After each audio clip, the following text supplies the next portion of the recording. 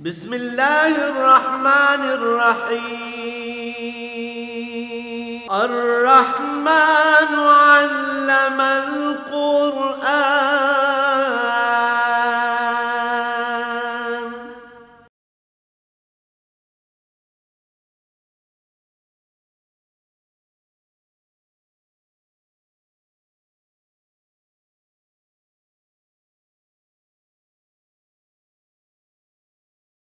الحمد للہ رب العالمین والصلاة والسلام علی حبیبہ محمد وآلہ وصحبہ اجمعین.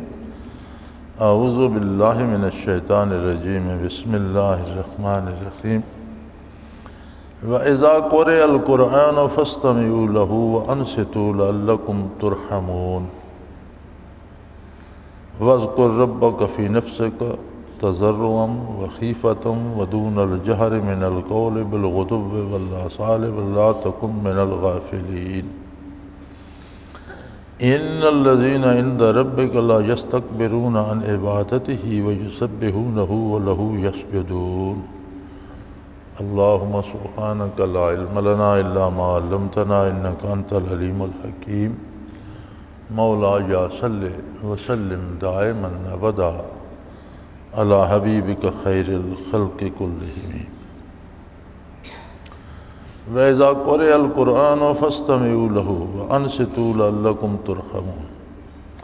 اور جب قرآن پڑھا جائے تو اسے غور سے سنو، خاموش رہو تاکہ تم پر رحم کیا جائے. تلاوت قرآن پاک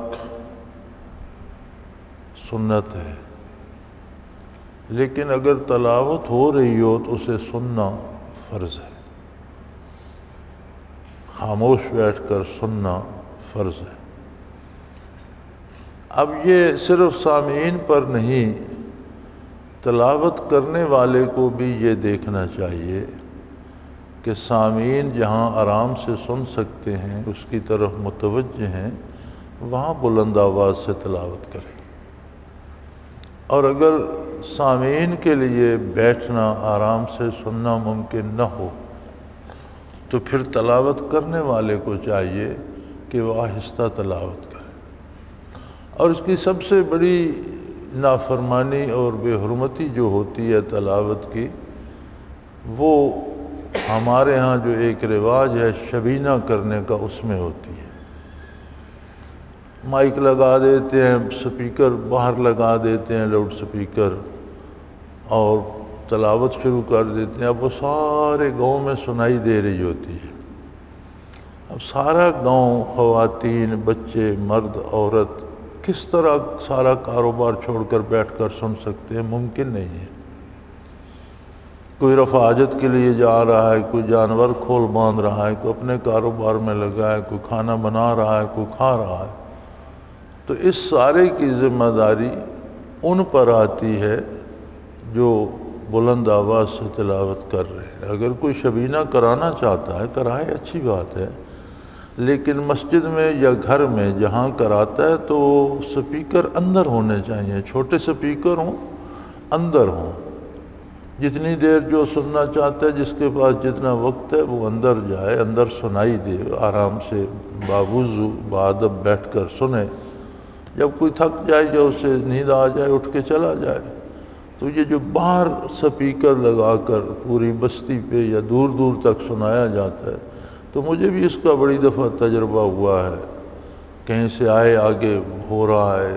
ایک دفعہ میں سیتھی گاؤں گیا تو لیٹ نائٹ گیا، میں بھی 11 ساڑھے 11 ہو رہے تھے. رفع حاجت کی ضرورت بھی تھی اور 11:30 بج رہے تھے، اندھیرا تھا. ادھر قرآن کریم کی آواز سنائی دے رہی تھی، تو وہ کیا کرے گا؟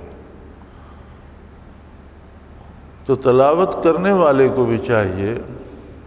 بہت سے لوگ بیٹھے تلاوت کر رہے ہیں تو اتنا شور نہ کریں کہ ایک دوسرے کو ڈسٹرب کریں، بلکہ اچھی بات ہے کہ اپنا اپنا خاموشی سے دل میں پڑھیں اپنے لیے تلاوت. جیسے مسجد میں 10 12 15 بندے تلاوت کر رہے ہوتے ہیں تو اپنے اطمینان سے، سمجھ سے، شعور سے اور خشوع و خضوع سے خود تلاوت کریں.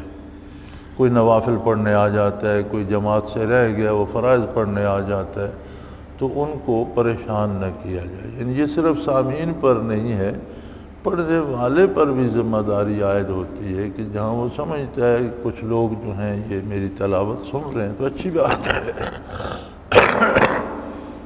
اور اگر کوئی کر رہا ہے تو پھر اچھی بات ہے، پچھلے خاموش رہ کر سنیں۔ اور یہ جماعت میں جو امام صاحب نماز پڑھاتے ہیں اور پیچھے سارے مقتدی خاموش رہتے ہیں، اس کی دلیل بھی یہیں سے لی گئی ہے کہ جب امام قرآن پڑھ رہا ہے تو باقی خاموش رہ کر سنیں۔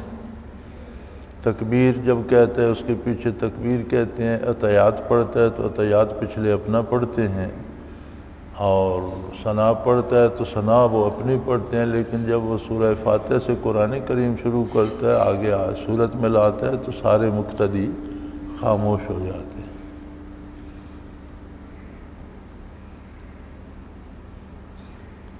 تو قرآن کا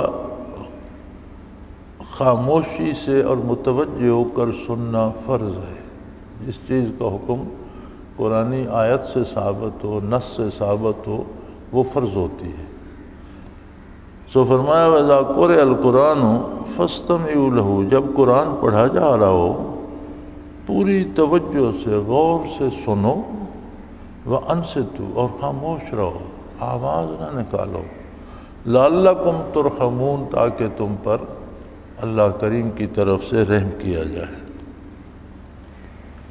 یعنی حصول رحم کا، اللہ کی رحمت حاصل کرنے کا، اللہ کی طرف سے اس کی مہربانیاں سمیٹنے کا سلیقہ یہ ہے کہ جب قرآن کی تلاوت ہو رہی ہو تو خاموشی سے اور متوجہ ہو کر سنو۔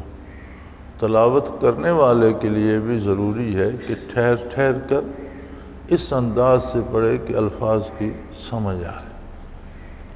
اور اس کی سب سے زیادہ خلاف ورزی جو ہوتی ہے وہ ہماری نماز تراویح میں بھی ہوتی ہے۔ حفاظ کرام کو جلدی ہوتی ہے کہ ختم کریں، پیچھے جتنے نمازی کھڑے ہیں انہیں کوئی سمجھ نہیں آتی کیا پڑھ رہے ہیں، کہاں سے پڑھ رہے ہیں۔ اگر آپ سمجھتے ہیں کہ ٹھہر کر پڑھنے سے دیر ہو جاتی ہے تو ختم پڑھنے سے چھوٹی صورتیں پڑھ لینا بہتر ہے، لیکن امام اس انداز سے کم از کم اس انداز سے پڑھے کہ پچھلوں کو سمجھ آ رہی ہو کہ کیا کون سی آیت پڑھ رہا ہے یا کون سا لفظ ادا کیا ہے، الفاظ کی سامعین کو بھی سمجھ آنی چاہیے۔ لیکن ہم بیچارے گکمک سکمم بکمن کھڑے رہتے ہیں، یہ قاری حضرات دوڑ لگا دیتے ہیں، وہ کم از کم پلے نہیں پڑتا کہ انہوں نے کیا پڑھا کیا نہیں، کوئی عربی عبارت پڑھ رہے ہیں یا قرآن کریم پڑھ رہے ہیں، تو یہ درست نہیں ہے۔ نوافل میں اصل بات یہ ہے کہ اگر کوئی شبینہ کرنا چاہتا ہے، ختم قرآن کرنا چاہتا ہے، تو صحیح طریقہ یہ ہے کہ جتنے لوگ سامعین ہیں وہ پیچھے نفل نیت لیں، امام نفلوں کی نیت کرے اور اس میں پارا پارا ایک ایک رکعت میں 2 پارے 15 پارے پڑھے نہ 2 رکعت میں، سننے سنانے کا پتہ چلے، سواد آئے۔ اتنی دیر نہیں کھڑے ہو سکتے تو آدھا پارا پڑھ کے 2 رکعت نفل میں پارا پڑھ لیں۔ تو اس طرح سے 15 دفعہ نفل نیتیں گے 2 رکعت، قرآن ختم ہو جائے گا۔ لیکن ہم لوگ محنت بھی نہیں کرنا چاہتے، ہم اللہ کو راضی نہیں کرنا چاہتے، ہم لوگوں کو سنوانا چاہتے ہیں کہ میں نے حلوہ پکایا ہے، میں نے چاول پکوائے ہیں، میں نے زردہ پکوایا ہے، گوشت پکوایا اور میں شبینہ پڑھا رہا ہوں۔ تو قرآن کریم لوگوں کی ہدایت کے لیے ہے، کسی کی نمائش یا اس کا شوشہ بنانے کے لیے نہیں ہے۔ تو احترام جو ہے کلام الہی کا، اسے بہرحال مد نظر رکھا جانا چاہیے۔ اب اس کے بعد یہ خشوع و خضوع، یہ متوجہ الی اللہ ہونا، اس کے لیے ایک خاص حالت چاہیے، دل کی ایک قلب کی ایک خاص کیفیت چاہیے، ورنہ آپ خاموش بیٹھے رہیں گے دل کہیں اور بھٹکتا رہے گا، وہ پتہ نہیں کیا جمع تفریق کرتا رہے گا، کیا باتیں سوچ رہا ہوگا، بدن کہیں ہوگا دل کہیں ہوگا۔ اس کا سلیقہ بتایا کہ اس دل کو ذاکر کرو۔ جب دل خود ذاکر ہوگا، خود اللہ کے نام سے آشنا ہوگا، جب اس میں انوارات و تجلیات باری منعکس ہوں گے، جب اس میں نبی کریم صلی اللہ علیہ وسلم کے انوارات و برکات آئیں گی، تو یہ از خود کلام الہی کی طرف کھنچا رہے گا اور اس طرف متوجہ رہے گا۔ اس کا طریقہ کیا ہے؟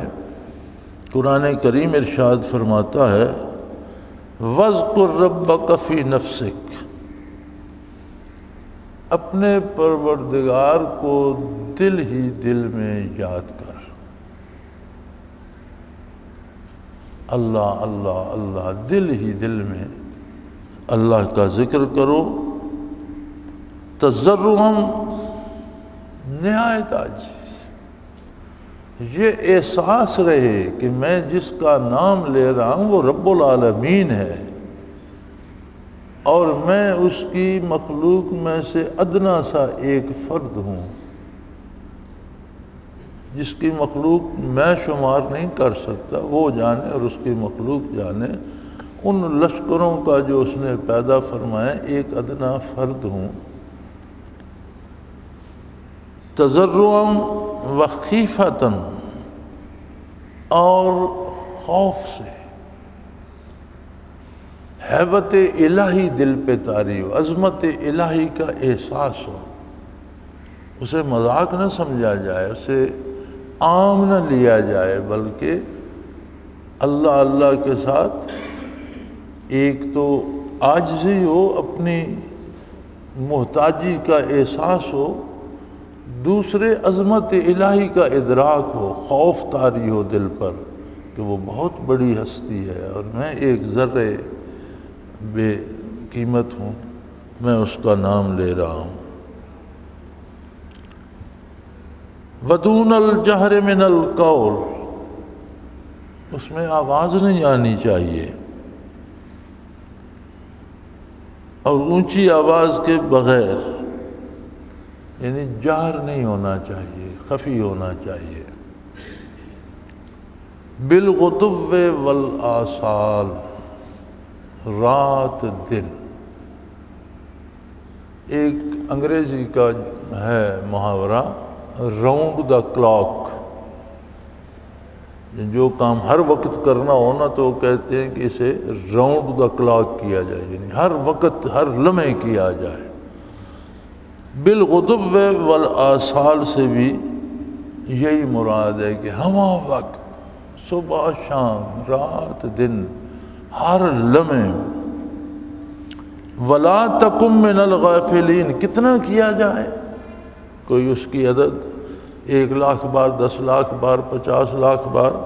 فرمایا ولا تکن من الغافلین، غافلوں میں سے مت ہونا۔ اب غفلت عمر بھر کی غفلت بھی غفلت ہے، 5-10 سال کی غفلت بھی غفلت ہے، ایک دن کی غفلت بھی غفلت ہے، 1 گھنٹے کی غفلت بھی غفلت ہے، اور 1 لمحے کی غفلت بھی غفلت ہے۔ میں میرے منیر دیکھ رہا تھا، پیر میر علی شاہ صاحب رحمۃ اللہ علیہ کی سوانح حیات ہے، تو ایک واقعہ نظر سے گزرا کہ کسی بندے نے مسئلہ پوچھا مذہبیہ کا، تو انہوں نے وہ مسئلہ بتایا۔ بعض اوقات ہوتا ہے جانور بے ہوش ہو گیا یا گولی لگی زخمی ہو گیا، لیکن جب تک دل دھڑک رہا ہوتا ہے تب تک وہ مرتا نہیں، اور جب ذبح کیا جائے تو دل دھڑکنے کی دلیل یہ ہے کہ جب ذبح کریں تو گردن کی رگیں جب کٹتی ہیں تو ان سے خون آتا ہے، نکلتا ہے، چونکہ دل اسے پمپ کر رہا ہے۔ جب دل کی حرکت رک جائے تو پھر ذبح کریں تو رگوں سے خون نہیں نکلتا۔ تو اس طرح کا مسئلہ تھا، وہ مسئلہ مجھے اب یاد نہیں، میں ویسے بتا رہا ہوں کہ جانور کوئی گر گیا، بے ہوش ہو گیا، گاڑی کے نیچے آ گیا۔ تو میرے ساتھ کئی دفعہ ایسا ہوا، جنگل میں ہم شکار جاتے تھے تو جانور لوگوں کے ریوڑ چل رہے ہوتے تھے، وہ اچانک کو بھیڑ یا بکری سڑک میں آ گئی، اوپر سے جیپ گزر گئی تو روک کر ذبح کی تو حلال ہو گئی۔ وہ کہتے ہیں مر گئی مر گئی، میں نے کہا مری نہیں، ذبح کر کے دیکھتے ہیں۔ ذبح کی تو چونکہ دل دھڑک رہا ہوتا ہے، وہ خون اچھل کر نکلتا ہے، اس کا مطلب ہے زندہ تھی، دل دھڑک رہا تھا۔ تو وہ مجھے یاد نہیں کہ میرے منیر میں مسئلہ کیا تھا، ذبح کا مسئلہ تھا۔ تو وہ مسئلہ بتانے کے بعد وہ دوستوں کی طرف جو ان کی محفل میں ان کے خادم بیٹھے تھے ان کی طرف متوجہ ہوئے تو فرمانے لگے کہ جانور مکلف نہیں ہے، لیکن اگر اللہ کے نام کے بغیر اس کا دم نکل جائے تو حرام ہو جاتا ہے، اس کا کھانا حلال نہیں، حالانکہ حلال جانور ہو، لیکن چاہیے کہ اس کا دم اللہ کے نام پہ نکلے، اور اگر اللہ کے نام کے بغیر نکل جائے تو حرام ہو جاتا ہے۔ تو انسان جو مکلف ہے، اس کی جتنی سانسیں اللہ کے نام کے بغیر نکلتی ہیں، کیا وہ حرام نہیں ہے؟ اس لیے صوفیوں کا ایک مقولہ ہے، جو دم غافل سو دم کافر، اس میں ناشکری کی گئی، اللہ کا شکر ادا نہیں کیا گیا۔ لہذا قرآن کریم کی یہ آیہ کریمہ پورا ذکر خفی کا طریقہ بتاتی ہے۔ کئی لوگ اعتراض کرتے ہیں نا ذکر خفی قلبی پر، حضرت حافظ صاحب سے کسی نے، حافظ عبدالرزاق مرحوم سے رحمۃ اللہ علیہ سے کسی نے یہ اعتراض کیا تھا، تو انہوں نے یہ آیہ کریمہ سورہ اعراف کی پڑھی۔ فرمایا وَاذْكُرْ رَبَّكَ فِي نَفْسِكَ، اپنے دل میں اللہ کو یاد کر، عاجزی سے، خوف سے اور آواز کے بغیر، رات دن ہمہ وقت، اور غافلوں میں سے نہ ہونا۔ فرمایا اگر یہ ہمارا طریقہ ذکر خفی کا درست نہیں ہے تو اس آیت کے مطابق کوئی دوسرا طریقہ بتا کے دکھاؤ۔ یہ جو آیہ کریمہ حکم دے رہی ہے، اس کے مطابق کوئی طریقہ بنا کر دکھاؤ کہ ہر سانس میں اللہ کا نام بھی ہو، اس میں دل بھی شامل ہو، آواز زبان سے نہ نکلے، زبان خاموش ہو، اور پھر وہ دن رات دن غافل نہ ہو، ہمہ وقت ذاکر ہو جائے۔ آپ سو رہے ہیں وہ اللہ اللہ کر رہے ہیں، آپ چل پھر رہے ہیں وہ اللہ اللہ کا، آپ کام کر رہے ہیں تو ہاتھ کار ول دل یار ول، آپ کام کر رہے ہیں، ہاتھ کام میں مصروف ہیں، دل اللہ اللہ کر رہا ہے۔ فرمایا یہ جو آیہ کریمہ ہے، اس کے مطابق کوئی طریقہ بنا کر مجھے دکھاؤ۔ تو واپس اسی جگہ آؤ گے کہ پوری توجہ قلب پہ کر کے ہر سانس کی آمد و شد میں اللہ کو سمو دیا جائے، اور جب قلب ذاکر ہوتا ہے، لطائف ذاکر ہوتے ہیں، قلب روح سری خفی اخفا نفس سلطان الاذکار، سلطان الاذکار جب ذاکر ہوتا ہے تو بدن کا ذرہ ذرہ ذاکر ہو جاتا ہے، ہر سیل، چھوٹے سے چھوٹا سیل جو بدن میں ہے وہ ذاکر ہو جاتا ہے۔ اور آج کا سائنسدان کہتا ہے کہ ایک آدمی کے وجود میں 10 کھرب سیل ہیں، 1000 کھرب سیل ہیں، 1000 کھرب، 100 کروڑ ہو تو 1 ارب بنتا ہے، 100 ارب ہو تو 1 کھرب بنتا ہے۔ 1000 کھرب سیل ہر بندے کے، بالغ بندے کے وجود میں ہوتے ہیں۔ اگر اس کا قد چھوٹا ہے تو سیلوں کا سائز چھوٹا ہوگا، قد بڑا ہے تو سیلوں کا سائز بڑا ہوگا، لیکن سب میں 1000 کھرب ہوتے ہیں۔ سلطان الاذکار کا مطلب ہے کہ 1000 کھرب باڈی سیل ذاکر ہو جائے، اور اس بندے کے وجود سے ہر لمحے 1000 کھرب بار اللہ کا نام نکلتا ہے، ہر سیل اللہ کا نام لیتا ہے، اور 1000 کھرب بار اس کے وجود سے اللہ کا نام نکلتا ہے۔ ایک حکیم صاحب ہوتے تھے، شاہ صاحب مرحوم، اللہ پاک مغفرت فرمائے، ملتان سے تعلق رکھتے تھے، فوت ہو گئے۔ کافی عمر تھی ان کی بہت زیادہ عمر تھی، تو ایک دفعہ حضرت جی سے کہنے لگے کہ جو احسان بحیثیت شیخ آپ نے ذکر خفی قلبی عطا کر کے مجھ پر کیا ہے، اگر میری کھال اتار لی جائے اور اس کے جوتے بنا کر آپ کو پہنائے جائیں پھر بھی اس کا شکر ادا نہیں ہو سکتا۔ بڑا قیمتی جملہ انہوں نے کہا کہ جو شخص یہ اہلیت رکھتا ہے کہ قلب ذاکر ہو جائے، سلطان الاسکار نصیب ہو جائے اور وجود کا ہر سیل ذاکر ہو جائے، تو اگر وجود کی کھال اتار کر اس شخص کے لیے جوتے بنوا دیے جائیں پھر بھی اس کا شکر ادا نہیں ہو سکتا۔ اتنی بڑی نعمت ہے، اور قرآن کریم نے اس کا پورا طریقہ ارشاد فرما دیا، وَاذْكُرْ رَبَّكَ، اپنے پروردگار کو یاد کر، فی نفسک، دل ہی دل میں، زبان خواہ متضرعاً، عاجزی سے، وخیفتاً، اس کی عظمت کا لحاظ رکھتے ہوئے، ہیبت الہی کو تصور میں لاتے ہوئے، دون الجہر من القول، بغیر آواز نکالے ہوئے، زبان بند ہو، خاموشی ہو، متوجہ اللہ ہو، اپنی بے مائگی کا احساس ہو، اس کی جلالت و عظمت کا احساس ہو، بالغدو والآصال، رات دن، صبح شام، ہمہ وقت، ولا تکن من الغافلین، کوئی لمحہ ایسا نہ آئے جس میں تو اللہ کا ذکر نہ کر رہا ہو، کبھی غافل نہ ہونا۔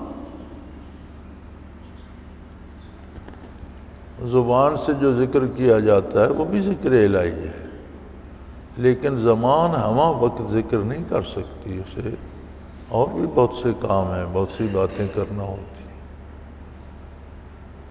عملاً جو کام شریعت کے مطابق کیا جاتا ہے وہ عملی ذکر ہے، لیکن شاید پہلی بات تو یہ ہے کہ ہم سارے کام شریعت کے مطابق نہیں کرتے، ہم سے بہت سی نافرمانیاں ہوتی ہیں۔ دوسری بات یہ ہے کہ اگر کوئی ایسا فرشتہ صفت انسان ہو جو ہر قدم شریعت کے مطابق اٹھائے، ہر بات شریعت کے مطابق کرے، ہر کام شریعت کے مطابق کرے، تو جب سو جائے گا تو کام تو ختم ہو جائیں گے، پھر تو ذکر چھوٹ گیا، غفلت آ گئی نا، زبان خاموش ہو جائے گی، سو جائے گا تو غفلت آ گئی۔ لیکن جب دل ذاکر ہو جاتا ہے تو بندہ سو جائے وہ دھڑک رہا ہے، بندہ کام کر رہا ہے وہ دھڑک رہا ہے، بندہ بے ہوش ہو گیا وہ دھڑک رہا ہے، اگر اس نے دھڑکنا بند کر دیا تو زندگی کی شمع گل ہو جائے گی۔ جب تک سانس کی ڈوری چل رہی ہے وہ دھڑک رہا ہے۔ اب اگر اس کو اللہ اللہ پہ لگا دیا جائے اور وہ اللہ اللہ پہ لگ جائے تو پھر اس سے بڑی بات کیا ہے؟ اور کسی شخص کے پاس اگر کسی کو ذکر قلبی اور لطائف بھی نصیب ہو جائے تو میں سمجھتا ہوں کہ وہ بڑا ہی بے وقوف ہے کہ اس سے بڑی کسی کرامت کا مطالبہ کرے۔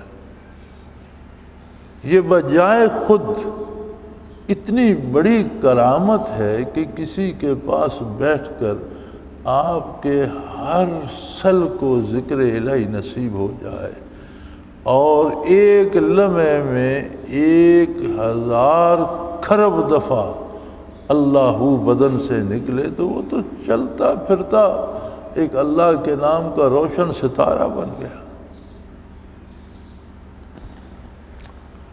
دنیا دار عمل ہے، یہاں عمل کرنا پڑتا ہے اللہ اللہ کے رسول صلی اللہ علیہ وآلہ وسلم پر اعتماد کر کے۔ یہاں ہم جتنا عمل کرتے ہیں اس میں قبولیت کی ایک ہی شرط ہے کہ وہ اعتماد علی الرسول ہو۔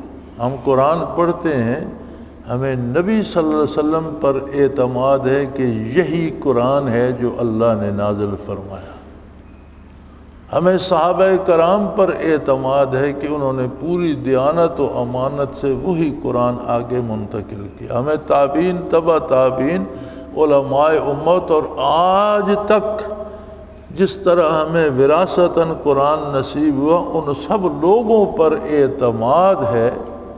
کس کی وجہ سے؟ محمد الرسول اللہ کی وجہ سے کہ انہوں نے آپ کا بتایا ہوا قرآن ہم تک پہنچایا. اس میں جو احکام ہے ان کی تشریح حضور کی حدیث پاک میں ملتی ہے. آپ کی حدیث کو قرآن نے الحکمہ فرمایا، یعلمہم الکتاب والحکمہ، ان کو کتاب کی تعلیم فرماتے ہیں اور دانائی. دانائی کیا ہے؟ اس کی تفسیر ہے قرآن کریم کی جو محمد الرسول اللہ علیہ وسلم نے ارشاد فرمایا. عرب بہت بڑے زباندان تھے. کوئی آیہ کریمہ نازل ہوتی، حضور وہ آیت سناتے صحابہ کو اور کئی دفعہ استفسار فرماتے، پوچھ لیتے کہ سمجھ آ گئی اس آیت کا مطلب کیا ہے؟ تو صحابہ عرض کرتے تھے اللہ و رسولہ اعلم. ہم اپنے علم یا اپنی عربی دانی یا اپنی زبان دانی یا گرامر یا صرف و نحو سے اس کا ترجمہ نہیں سمجھ سکتے. اللہ جانتا ہے اس کا مطلب کیا اور اللہ کا رسول جانتا ہے. آپ ارشاد فرمائیں گے تو ہمیں سمجھ آئے گی. صحابہ کرام نے وہ مفہوم حضور سے سنا، حضور کے سامنے اس پر عمل کیا، نمازیں پڑھیں، روزے رکھے، وضو کیے، جہاد کیا، کاروبار کیا، تجارت کی، شادیاں کی، میتوں کے جنازے پڑھے، میت دفنائے. زندگی کا ہر کام انہوں نے نبی صلی اللہ علیہ وسلم کے سامنے کیا اور اللہ کے رسول نے قبول فرمایا کہ یہی اسلامی زندگی ہے اور یہ قرآن و حدیث کے مطابق ہے. تو یہ اعتماد ہے نبی صلی اللہ علیہ وسلم پر، صحابہ پر، تابعین، تبع تابعین، متقدمین پر، جن کا احسان ہم نہیں اتار سکتے کہ یہ نعمت نسلاً بعد نسلاً ہم تک پہنچی. اس کے پہنچانے والا ہر بندہ ہمارے دعاؤں کا مستحق ہے، شکریہ کا مستحق ہے. اور اس میں پہلے ذکر کیا قرآن کریم کا کہ جب قرآن پڑھا جا رہا ہو تو توجہ اور غور سے سنو اور خاموش رہو. اپنی باتیں نہ شروع کر دو، زبان بند رکھو اور پوری توجہ قرآن کریم کو سننے پہ لگاؤ تاکہ اللہ تم پر رحم فرمائے. فرمایا کیسے توجہ لگاؤ گے، کس طرح متوجہ اللہ ہوگے؟ فرمایا اس کے لیے اپنے دل کو یاد الہی سے روشن کرو. جب دل ذاکر ہوگا تو قرآن کا ایک ایک لفظ اس پر، جس طرح بارش برستی ہے فصل پر، اس طرح ایک ایک لفظ قطروں کی طرح اس پر پڑے گا اور اس کے پھول کھلنا شروع ہو جائیں گے. اس طرف متوجہ رہے گا. دل کو کیسے ذاکر کریں یا اللہ، اس کا پورا طریقہ بتا دیا. وَاذْكُرْ رَبَّكَ فِي نَفْسِكَ تَضَرُّعًا وَخِيفَةً وَدُونَ الْجَهْرِ مِنَ الْقَوْلِ. اللہ کا ذکر کرو اپنے دل ہی دل میں عاجزی کے ساتھ، ہیبت الہی کو مد نظر رکھتے ہوئے، بغیر آواز کے، بالغدو والآصال، رات دن ہر لمحہ. وَلَا تَكُن مِّنَ الْغَافِلِينَ، اور کوئی لمحہ غفلت کا نہ ہے. اب یہ اللہ کا احسان ہے جس کو عطا فرما دے. اور یاد رکھیں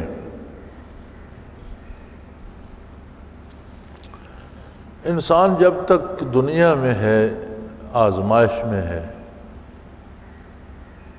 اور یہ بڑی سخت آزمائش ہے اللہ کی. دنیا کا جو اجر ہے، دنیا کا جو بدلہ ہے، شہرت ہے، دولت ہے. دو ہی چیزیں ہیں، پیسہ مل جاتا ہے یا شہرت کو عہدہ مل گیا، شہرت مل گئی، فلاں وزیر ہو گیا، فلاں افسر ہو گیا، فلاں صدر ہو گیا، دولت مل گئی. یہ دو ہی چیزیں دنیا میں ملتی ہیں اور دونوں سامنے نظر آتی ہیں. اگر کودا ملتا ہے تو اس کا روب داب بھی نظر آتا ہے، آگے پیچھے گاڑیاں اور ہارن اور پولیس اور یہ وہ۔ دولت ملتی ہے تو وہ بھی نظر آتی ہے، بندہ سمیٹ لیتا ہے۔ لیکن آخرت کا جتنا معاملہ ہے وہ ہے نبی صلی اللہ علیہ وسلم پر اعتبار کر کے کہ یہ نیکی کرو گے تو اس کا اتنا اجر ملے گا، وہ دکھایا نہیں جاتا کہ یہ دیکھو یہ اجر پڑا ہے، نہیں۔ اگر حجاب ہٹا دیا جائے، جنت و دوزخ اور عذاب و ثواب سامنے ہو، تو پھر کون انکار کرے گا؟ پھر تو ہر کوئی محنت کرے گا، اور یہ قیامت کو ہوگا۔ کافر کہیں گے یا اللہ اب ہم نے جنت بھی دیکھ لی، دوزخ بھی دیکھ لی، دوزخ بھی میدان حشر میں سامنے لائی جائے گی، وَبُرِّزَتِ الْجَحِیمُ لِمَن یَرَىٰ، دوزخ کو لایا جائے گا وہاں کھینچ کے، لو دیکھ لو یہ دوزخ ہے جس کا تم انکار کرتے۔ وَأُزْلِفَتِ الْجَنَّةُ غَيْرَ بَعِیدٍ، اور جنت بھی سنوار سے انکار کر قریب ہی سامنے کر دی جائے گی، جنت بھی نظر آ رہی ہوگی، دوزخ بھی، فرشتے بھی، حساب کتاب بھی۔ تو کافر کہیں گے اللہ ہم ہمیں دنیا میں واپس بھیج دے، تو جو کام دنیا میں ہم کرتے تھے وہ نہ کریں، اب جو تو اور تیرا نبی فرمائے وہ کام کریں۔ لیکن یہ دل اتنی نازک چیز ہے اور اتنی حساس اور سینسٹیو ہے، یاد رکھو جو چیز جتنی نازک ہوتی ہے اتنی حساس ہوتی ہے، اور جو چیز جتنی لطیف ہوتی ہے، جتنی باریک ہوتی ہے، اس کی طاقت اتنی زیادہ ہوتی ہے۔ یہ حکمت الہی ہے۔ تو دل بڑی نازک اور بڑی حساس چیز ہے۔ اب اسے آپ نے اگر دنیا میں الجھا دیا، دولت اور شہرت کے پیچھے لگ گیا، تو وہ ویزیبل چیزیں، نظر آنے والی چیزیں، پھر جہاں سے ملے گی وہاں جائے گا، جائز ناجائز، حلال حرام، اچھا برا، اس کے لیے کوئی معنی نہیں رکھتا۔ لیکن اگر دل یاد الہی میں لگ کے اخروی اجر کی طرف چلا گیا، تو پھر ہر وہ کام کرے گا جو کرنے کا حضور نے حکم دیا ہے، اور جہاں اس سے غلطی ہو جائے گی روئے گا، معافی مانگے گا، توبہ کرے گا کہ میں نے اپنا نقصان کر لیا، اللہ مجھے اس نقصان سے بچائے اور اس کی تلافی فرمائے۔ تو دل کے ذاکر ہونے کی دلیل یہ ہے کہ آخرت سے محبت، نیکی سے محبت، اللہ سے محبت، اللہ کے نبی سے محبت، اللہ کے بندوں سے محبت، اللہ کی مخلوق سے بھی محبت ہو جائے تو دل سمجھیں کہ دل ذاکر ہے۔ اور اگر دل ذاکر نہیں ہوتا تو نیکی میں بھی شہرت چاہتا ہے، بندے دیکھے گا تو نماز لمبی کر دے گا کہ یہ سمجھیں بڑے خشوع و خضوع سے پڑھ رہا ہے، اکیلا ہوگا تو چھوٹی جی پڑھ لے گا، لوگوں کو دکھا کر پیسے تقسیم کرے گا، فوٹو بنوا کر غریبوں کو خیرات دے رہا ہے، سیلاب زدگان کی مدد کر رہا ہے، ہر ٹی وی پہ وہ فوٹو آئے، ہر اخبار میں آ جائے، بس مقصد شہرت دنیا ہے، غریبوں کی مدد کرنا یا خلوص یا للہیت نہیں۔ تو یعنی اگر دل دنیا میں لگ جائے تو اب غریب کی مدد کرنا یا سیلاب زدہ کی مدد کرنا تو نیکی ہے، نیکی بھی نیکی نہیں رہتی، اس کا مقصد بھی شہرت حاصل کرنا بن جاتا۔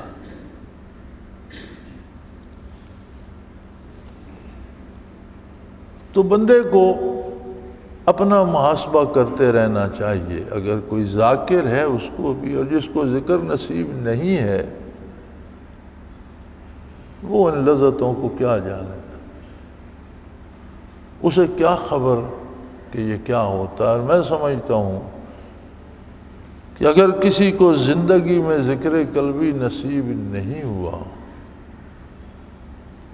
تو اگرچہ وہ بہت نیک بھی ہو تو یہ ایک محرومی ہے، اس کی حسرت اسے حشر کو بھی ہوگی۔ اور اگر ذکر بھی نصیب نہیں اور نیک بھی نہیں، علم بھی نہیں رکھتا، دینی علم بھی نہیں رکھتا، عمل بھی نہیں رکھتا، تو وہ تو بہت ہی بد نصیب ہے۔ سو اللہ کریم نے ذکر خفی قلبی کا پورا طریقہ اس آیہ کریمہ میں بتلا دیا اور فرمایا قرب الہی کی دلیل یہ ہے۔ یہی جو میں عرض کر رہا تھا کہ ہمارے پاس کیا دلیل ہے، اب آخرت تو نظر نہیں آتی، جنت تو ہمارے سامنے نہیں ہے، دوزخ ہم نہیں دیکھ رہے، ہم نے سنا ہے قرآن سے، اللہ کے رسول صلی اللہ علیہ وسلم سے کہ آخرت میں حساب ہوگا، جنت ہے، دوزخ ہے، ثواب ہے، عذاب ہے۔ تو پھر ہمیں کیا پتہ چلے کہ ہمارا قلب ذاکر ہو گیا، ہمارے لطائف ذاکر ہو گئے، ہمارا سلطان الاذکار اور سارا وجود ذاکر ہو گیا۔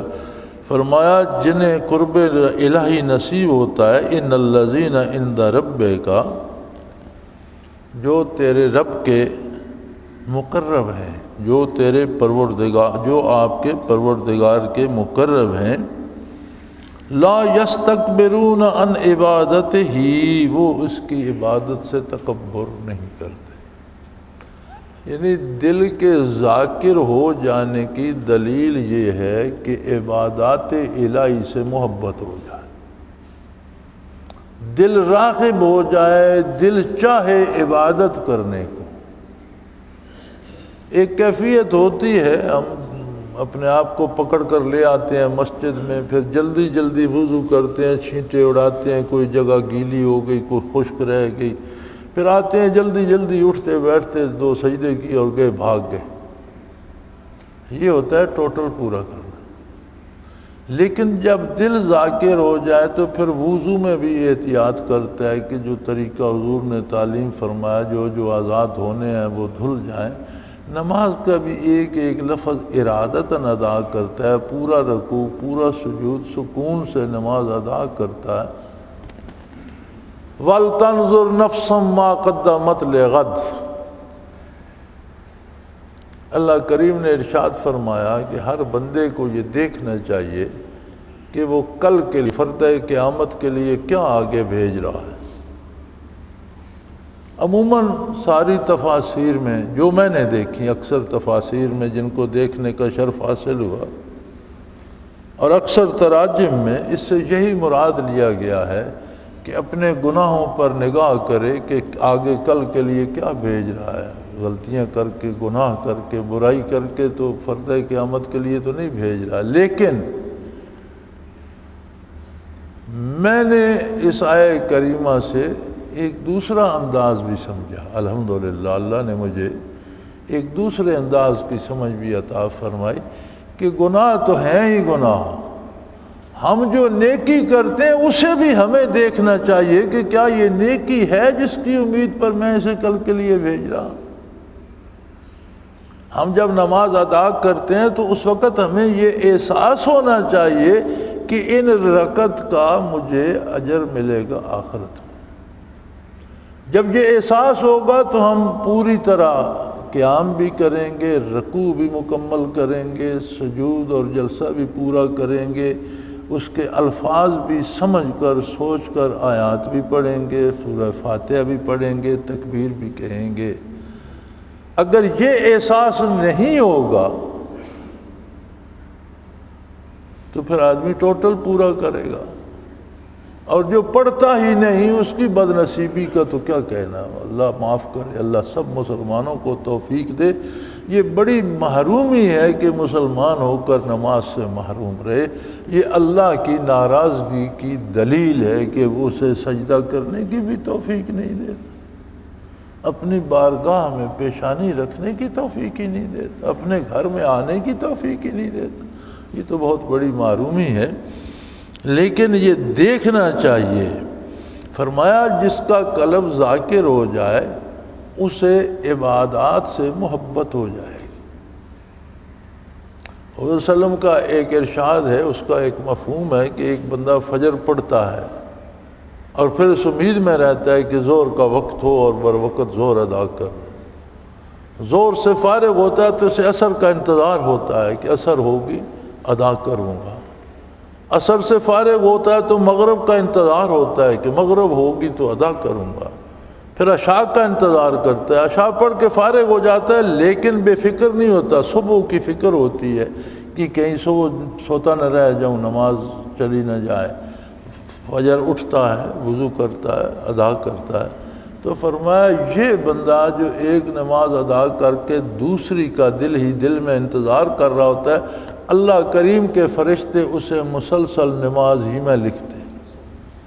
یعنی گویا وہ رات دن کا ہر لمحہ نماز ہی میں کھڑا ہے، اس طرح اللہ اسے اس کا اجر دے گا۔ اب جو بندہ ادا ہی نہیں کرتا، اس بات کو اگر ہم پیچھے لے جائیں تو ایسے نظر آتا ہے اسے اللہ اور اللہ کے رسول پر اعتبار ہی نہیں ہے، جو کچھ حضور نے فرمایا اس پر اسے اعتماد نہیں ہے، اور یہ بڑی خطرناک بات ہے۔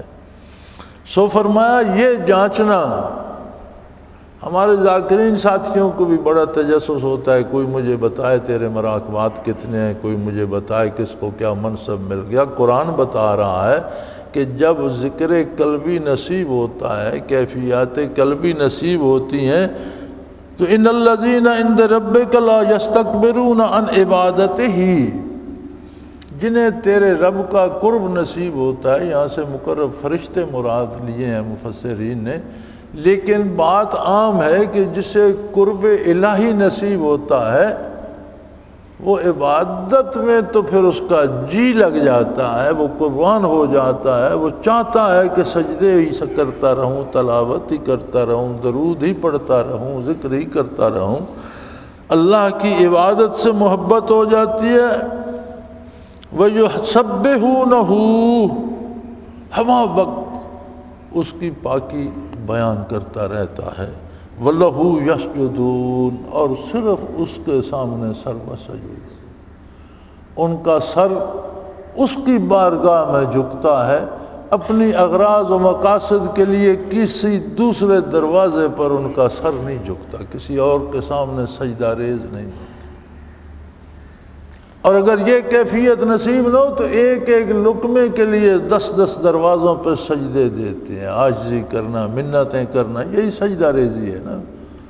بندے جو سر اللہ کی بارگاہ میں نہیں جھکتا وہ بے شمار دروازوں پہ جھکتا ہے، اور جو اللہ کی بارگاہ میں جھکتا ہے وہ سوائے اللہ کے دوسرے در پہ پھر جھکتا نہیں ہے۔